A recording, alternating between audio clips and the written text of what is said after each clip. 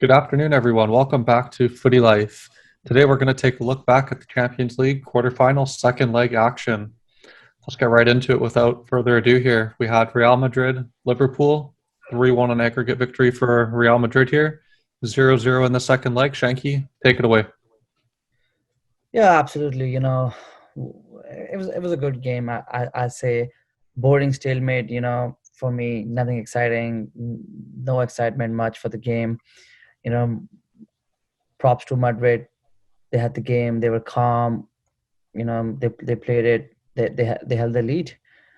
Benzema and Co. They had some chances. He couldn't capitalize it. He hit the post there. Unlucky for Benzema. But Liverpool, if Liverpool would have scored first, like it would have been a different game. And I want to say Courtois, props to Courtois, man, save after save. I think he made like two or three decent saves in the first half. Otherwise, it would have been a different game for sure. So, I think credit to Liverpool, credit to, sorry, Madrid. And I expected more out of Liverpool. Ron, what are your thoughts on this one? Yeah, I agree with Shanky. Courtois came up pretty big here. That one save, that shot was going top right corner, but he just clutched, just got there right on time. Madrid did a great job defending. Credit to Nacho and Militao for stepping up in place of Ramos and Varane. I agree. I think Liverpool were contained very well by Real Madrid's defense. They took advantage of the first leg lead, played their strategy and their tactics for the second leg very, very well here, just containing them. Liverpool didn't look really motivated maybe to get something going here, and they haven't looked that way all year. I don't know if they've realized in the league they're not doing well. Champions League, they realized maybe it's not their year. But I do think Real deserve to win here over the two legs, and I think they'll be very happy to see Chelsea next game. And they'll be heavy favorites going in. John, I know you are a Real fan.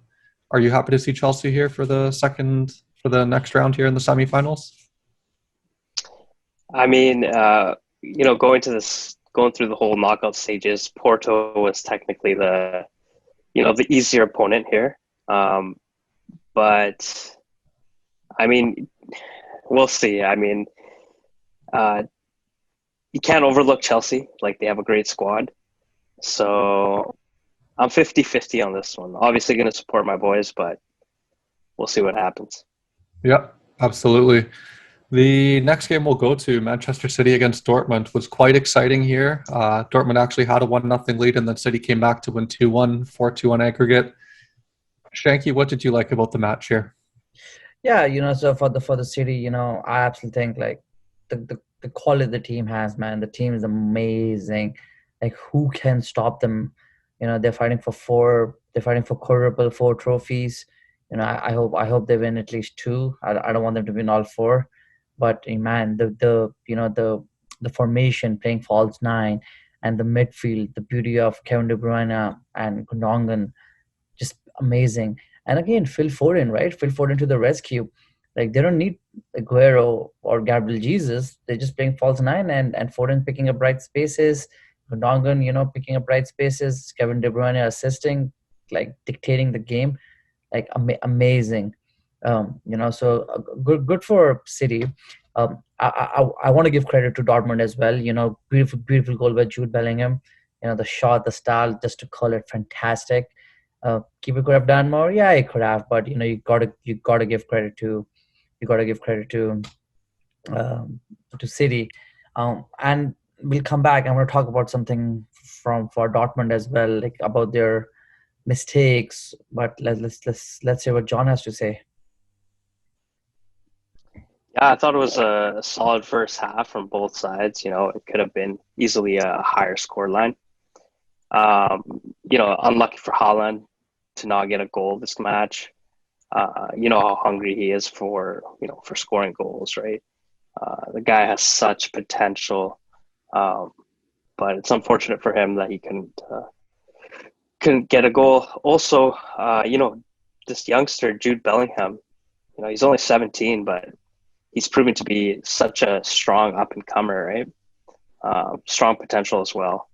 So yeah, I mean, like you said, credits Dortmund.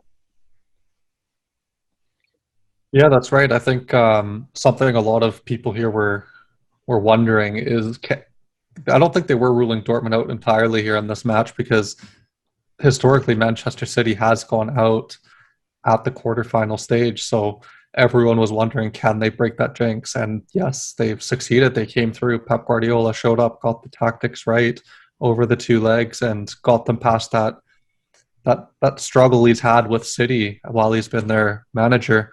I do have to agree. Kevin De Bruyne, absolutely on another level. Shanky, you said it first. It's a shame he's injured now, but hopefully he can recover in time for the semi-final clash coming up against PSG. But he's on another level. His passing, his vision, his finishing. It's very impressive to see that he's got the full package there. Um, City have played well without him, so it's not that they can't go on without him, but it would definitely be a huge boost for them if he can be in the team for them. From a Dortmund perspective here, I agree. Disappointing to see Haaland not on the score sheet. He is hungry for goals. He had no service the whole game. And I find that very curious from Dortmund's strategy because it's not like they didn't create some chances. When they had chances to pass Haaland the ball outside the box, they didn't. They made the bad choice, the bad decision, option B instead of option A. And it was really surprising to see because he is their leader for goals, majority source for goals as well. So very disappointing. But Shanky, you're right. Let's talk about some of Dortmund's tactics, which may have cost them the game. And I know you're one for controversy. So I'll just say Emre Can, and you can go ahead on that one. Yeah, exactly. Emre Can, I mean, you look at the first leg, and it was a huge mistake by Emre Can in the midfield, giving the ball away. Costed them the game. You look at this, you look at the second leg, and I don't know, it's trying to do a hand, it's trying to do a header, huge mistake, right? City is back in the game. Like, and Emre Can's too old, like, not too old, too slow. Like, I feel like Emre Can costed Dortmund the game. And I'm not saying that City wouldn't have gone through. City could have, but a huge mistake, from Emre Can. I agree. Was he heading? Was he handballing?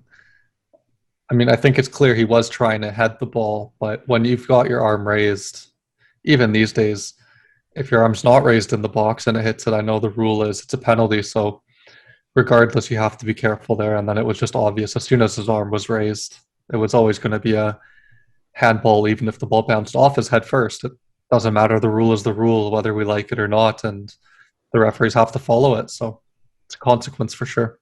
So, and it's funny because, this game, Emre Can, the previous game we talked about Liverpool, Madrid, Bobby, playing Bobby game after game, he's not producing. You have Diego Jota on the field.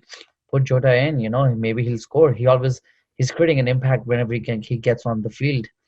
So I feel like it's just up to managers' tactics, where you're not putting Jota in because you believe in that, you believe in the old system, you believe in the team, and same as with Dortmund. You believe in Emre Can. He's performing well in Germany, so let's take him to the Champions League and start him up, and that's sometimes causes a mistake. Well, it's been interesting that his name's come up again over the tie because it's not his first time in Europe. He's played for Liverpool in Europe. He played for Juventus in Europe. And every time the clubs that he was with, yes, he played for them, and maybe it was for lack of better alternative that the club had available at the time he was there. But every time he left, they didn't want to keep him. They didn't want to renew him, and he had to move on. So we'll see how long he lasts in Dortmund. Let's move on to the next game, though. We had Porto against Chelsea. 2-1 aggregate win for Chelsea here. 1-0 loss on the second leg night for Chelsea. Porto coming up just short of needing extra time here to see who goes on to the semifinals. I'm going to start this one off here, guys. I do think Chelsea deserved to go through. They controlled the match well. However, we have to talk about Porto's Taremi. What a great goal. Consolation goal, but unbelievable regardless. I think it will be goal of the tournament. And no keeper would have stopped it, whether it was Jan Oblak, David De Gea, Manuel Neuer. Keylor Navas, doesn't matter. No one was stopping that bicycle kick. Absolutely beautiful. Credit to Porto for not giving up all the way till the final whistle. It was the 90th minute. They were still chasing down balls, really trying to find the motivation to keep going, to create just one more chance every time. And unfortunately, the clock ran out of time there for them. And next up for Chelsea, they're definitely going to have to find some more offensive power against Real Madrid if they want to have a chance of advancing. Defensively, very strong, but you don't win games just by defense. You do need to put one in the back of the net to win a game as well. What do you guys think? John? I don't know where John is, but maybe I'll go. He seems to be frozen, some tech issues. I absolutely, I want to start with Porto here and come back. What a goal by Taremi! Absolutely, huge credit to Porto. They kept going. And I wonder on if Taremi was playing the first leg and Sergio Oliver was playing the first leg. Could have been a different game. Could have been very different because, yeah, what was the score of the first leg? It was 2-0, but Porto was at home. So if Taremi was playing and Sergio Oliveira, they could have scored. Again, just one player who can just cause such a big difference in the team. But Chelsea, they need a number 9. Like they need a number 9 to kill off games, to finish games. If Porto would have scored in 70th minute, Chelsea would have just been taking pressure after pressure. They could have slipped maybe, but it could have been a different game. And like I do agree. Second half, nothing. Yep, no, I do agree with you. Chelsea definitely needs to find a number 9, and it might mean spending again another £100 million, since that seems to be the trend these days. Anytime someone wants to buy someone, but we'll see how they go moving forward. What do you think, John, of this match, the Chelsea Porto match that we had? Yeah, no, I agree with Shanky. What if they would have scored in the 70th minute, right? Would Chelsea, would they have been able to handle that pressure that Porto was laying on them earlier on in the match? But yeah, going back to that goal, I definitely gotta agree. I mean, this got to be the goal of the season for me for Champions League. Such a beautiful goal. I think I got to put it on top of Ronaldo's bicycle kick in the Champions League. I agree. I do have to agree with you on that one. I don't think Ronaldo's height was impressive. His form was impressive, but the execution of Taremi with the defender on him, I believe it was it James at the back? I'm not sure anymore. Very impressive under pressure to put that one away. Yeah.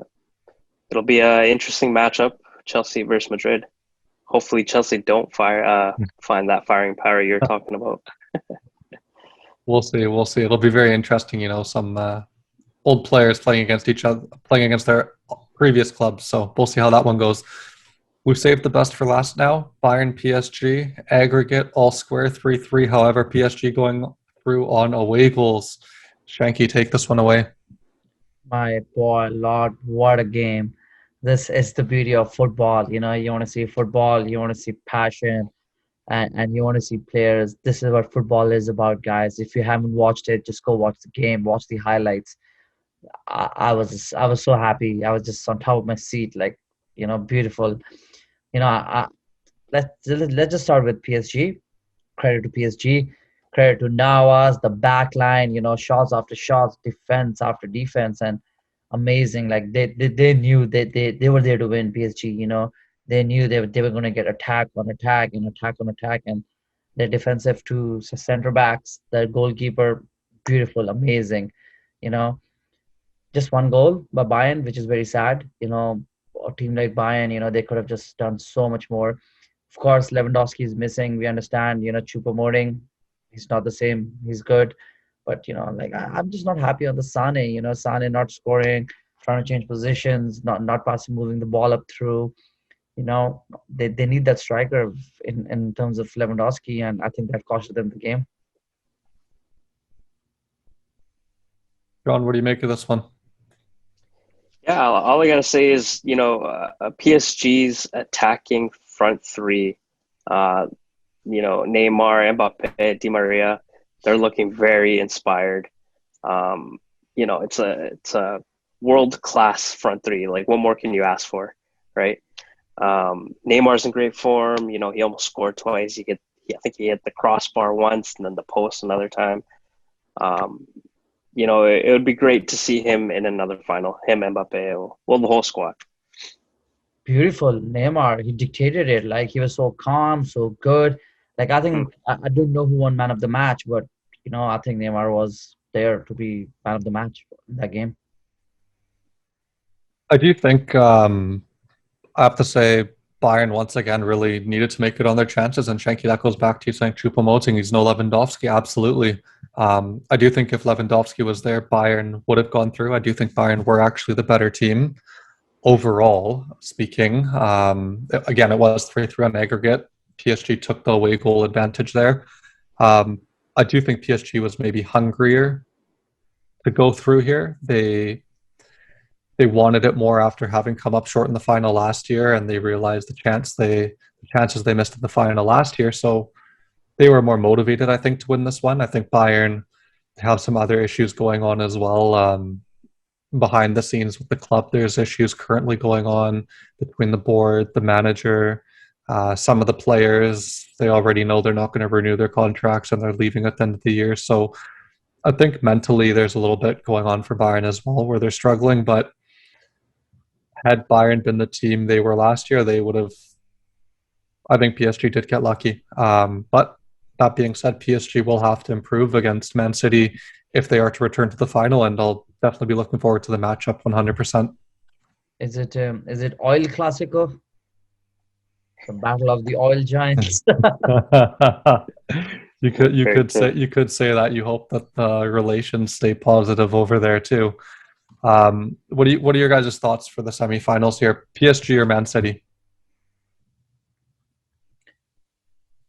I would say PSG. I agree with John. The attacking power, the Maria, he's in form. Mbappe, Neymar, and then the back line. Like, I have faith in the back line. Navas and the center backs, their midfield. I would say PSG, because if you don't play Guerrero, Sterling, it's going to be hard.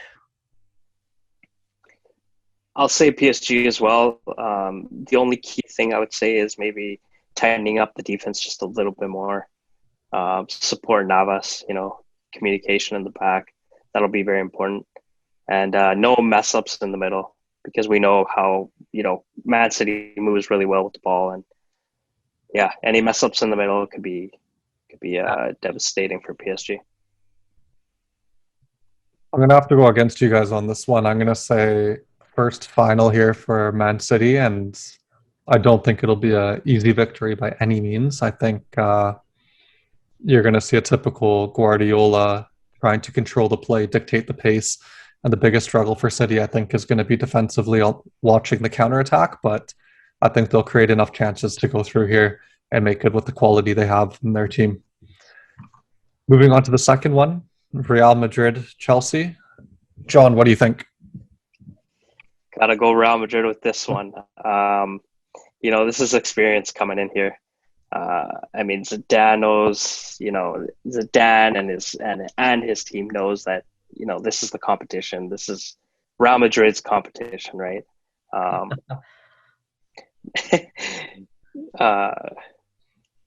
think Madrid's going to take this one. Sorry, Ani. No, that's all right. Shanky, what do you think? Yeah, it's Daddy Perez's competition. This whole other story we'll talk about, the saga which is going to come.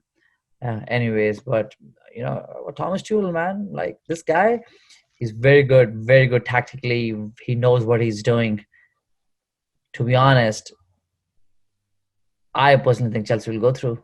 I was like all Madrid, but with Chelsea's defense, Madrid can score, and Madrid is weak behind. I think Chelsea will just sneak past one. I do have to agree with Shanky on this one. And John, you probably saw this coming. I'm a bit surprised that Shanky sided with me on this one. I do think it'll be Chelsea going through. I think it's going to be one of those one goal victories, or maybe even away on aggregate, right? Maybe they're going to play it that way. I don't think it's going to be the most thrilling of matches. I think the matchup is going to be a much more entertaining one for people who want entertainment value. But I agree. I think the defensive unit from Tuchel is so, it's not perfect because they do concede, but they're so well tuned together now as a unit that it is very hard to score against them. And even when offensive players get past the back line does tend to recover very well as well. So it's going to be very interesting to see. And Chelsea is quick on the counterattack, and that's where I think maybe if Timo Werner is in form again one day, maybe for Chelsea. But you don't forget, you've got Mason Mount, you've got Christian Pulisic, you've got other players who can finish with a little more confidence, right? So I think it'll be close, but I do think that Chelsea are going to edge out Madrid here. Kind of seeing signs similar to when Chelsea won it a few years back as well, with a squad that was just coming together and learning. They were in a bit of a transition phase, and manager sacking halfway through the year, new manager came in, and they managed to pull it together. I do think it's possible here for Chelsea to get through. Where is that manager, Di Matteo, by the way? Oh, I don't know currently. It was Di Matteo. It was Di Matteo, like they won, right? Yes. Yeah. It was crazy. He didn't get a contract extension after winning them the Champions League. That was he did. No, he did. He did, No? and then he got fired. Are you sure? Halfway through the season, right? Yeah, he did, and he got it. He got the contract, and then he didn't continue his form on. So we know how quickly Chelsea are to fire their managers. We should talk about that one day. You know, Chelsea's like 10 years of managers. All the managers, yeah. I think we could do that, and we could do a Jose Mourinho saga as well, everywhere he's been and why he's been fired. So anyways, that being said, that's the wrap for the quarterfinals. A little bit of predictions here for the semifinals, and we'll be looking forward to the games on Tuesday and Wednesday, and we'll see you again once the matches are over with a little bit of thoughts and analysis. Until then, have a good day.